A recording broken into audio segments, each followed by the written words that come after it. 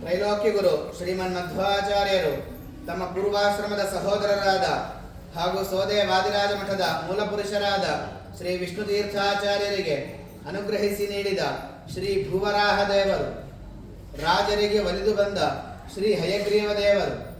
ಭೀಮಸೇನ ದೇವರು ಪೂಜಿಸಿದ ಲಕ್ಷ್ಮೀ ನರಸಿಂಹ ದೇವರು,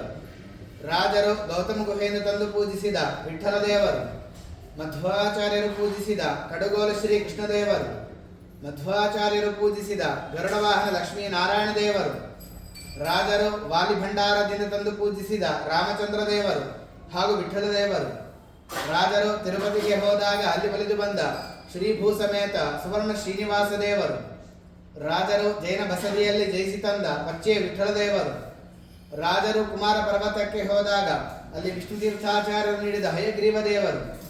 ಮಧ್ವಾಚಾರ್ಯರು ಊರ್ಧ್ವಬದರಿಗೆ ಹೋದಾಗ ಅಲ್ಲಿ ಶ್ರೀ ವೇದವ್ಯಾಸ ದೇವರು ನೀಡಿದ ವ್ಯಾಸನುಷ್ಟಿ ವೇದವ್ಯಾಸ ಗುಣಾವಾಸ ವಿದ್ಯಾಧಿ ಸದಾಂಬಶ ಪುರ್ವನಾಶಂ ಹರೇನಿಶಂ, ರಾಜರ ಸುವರ್ಣ ಪಾದುಕೆ ಭೂತರಾಜರು,